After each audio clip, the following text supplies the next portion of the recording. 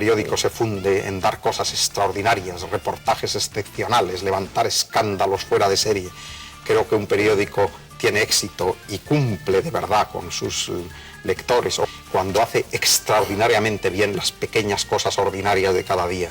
Cuando don Adolfo Suárez tomó el poder como presidente del gobierno de España, decidió poner al frente de los principales medios de comunicación del Estado a los hermanos Ansón Oliar. Don Luis María Ansón fue nombrado presidente de la agencia EFE con poderes de director. Y don Rafael Ansón Oliar fue nombrado director general de Radio Televisión Española. Don Luis María Ansón ya había sido un periodista muy famoso durante la etapa final del franquismo, pero su carrera parecía haberse truncado cuando en 1975 fue rechazado como director del periódico ABC cuando él aspiraba a heredar a don Torcuato Luca de Tena y Brunet como director del periódico.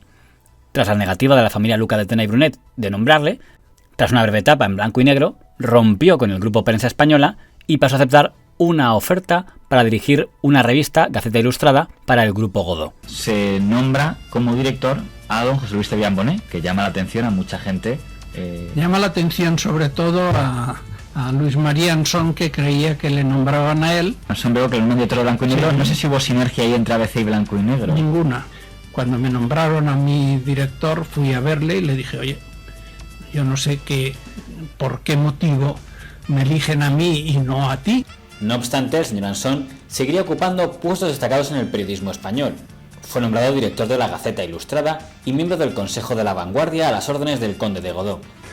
Él, cuando la transición le hicimos director blanco y negro, entonces ya nos hizo la primera faena, que al poco tiempo se fue porque lo quería era ser director de la ABC, y como no se le hizo director de la ABC se marchó, fue director de la Actualidad Económica, no, de la Gaceta, revista semanal, la Gaceta Ilustrada. En lo que se refiere a la revista Blanco y Negro, Prensa Española S.A. nombró como nuevo director a don Adolfo Prego, que no conseguiría que la revista mantuviera la popularidad que en la etapa ansoniana, pero cuya hija sería una de las mujeres periodistas más famosas de España. En lugar de hablar de Ansón, que es una cosa muy aburrida, ¿por qué no decimos que Prego es un apellido también ligado a la ABC? Profundamente ligado a la ABC. ¿No es así, Victoria? El padre de Victoria, Adolfo Prego de Luer. Mi padre.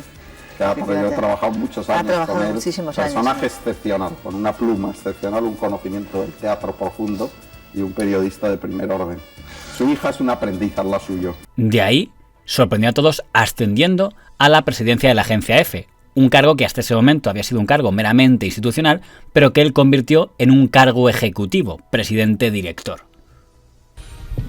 La agencia EFE tenía un equipo profesional formidable que estaba sujeto, porque era una agencia de Franco y por lo tanto estaba sujeto no solo a una censura muy fuerte y una orientación muy definida, sino además pues era muy difícil que tuviese eco fuera de España, porque las noticias que procedían de una dictadura como la de Franco carecían de credibilidad.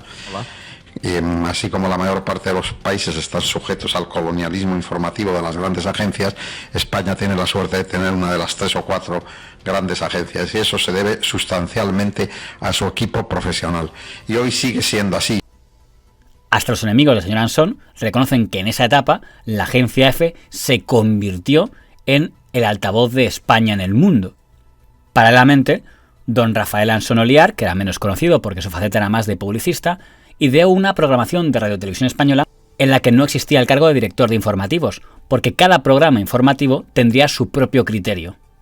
Bueno, es evidente que Televisión Española era la única, que el telediario de la tarde, de la noche, lo veían 22 millones de personas, 22 millones, después de comer 14. Una vez el presidente me decía, Rafael, tú mandas más que yo, y le decía, mira, Adolfo, no, porque tú me puedes quitar y yo a ti no. Es la alineación que comentaba. La Rozcola tenía 26 años y era un poco el niño mimado. Eduardo Sotillos le daba seriedad, profundidad para la gente. Pedro Macía era el que decía por las noches a última hora lo que el franquismo más o menos quería oír para que no parecieran que se había hecho una ruptura. Y Miguel Ángel Gonzalo en la segunda cadena estaba con los hippies, por decirlo de alguna manera. El más progre. Pero sobre todo, lo importante es que cada uno de ellos decía lo que quería. Don Rafael Ansón también le dio un programa a su propio hermano, don Luis María Ansón, que presentaba el programa La Prensa a Debate, simultaneando sus labores en Televisión Española con sus labores en la agencia EFE, confirmando así como el periodista más poderoso de la administración Suárez. Es muy interesante en aquella etapa la polémica que mantuvo con don Emilio Romero Gómez, y es que desde la revista Interview, don Emilio Romero publicó artículos muy despectivos hacia don Luis María Ansón, negando que se las quisiera dar de opositor antifranquista cuando en su juventud había sido un fervoroso seguidor del régimen en nombre del antimarxismo. A lo que don Luis María Ansón respondió con unos artículos muy crueles contra el señor Romero, diciéndole que antes daba miedo y ahora daba pena. Era muy curioso ver cómo había evolucionado la relación entre ambos. En los años 60, don Emilio Romero era el periodista del poder y don Luis María Ansón, pues la molesta pulga que chirriaba, y ahora era don Luis María Ansón el periodista del poder y don Emilio Romero el que era una pulga chillona. ¿A qué se debía la posible animadversión que el señor Romero tenía hacia...? No, nos llevábamos muy bien, Emilio y yo nos llevábamos muy bien. Luego había las cosas lógicas que él era el periodista del franquismo y tenía que decir luego, en fin, de criticar las cosas que él hacía, pero no había hostilidad personal ninguna.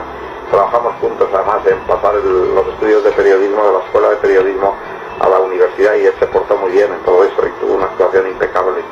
De manera que no había relaciones personales, nada, había, pues eso, él era el primer periodista franquista. ¿Qué títulos políticos o profesionales avalan la presencia del señor Romero en un coloquio sobre democracia, habiendo sido fiel al régimen anterior? Sobre mis lealtades al viejo sistema, tengo que decir que, como yo, había muchos millones de españoles.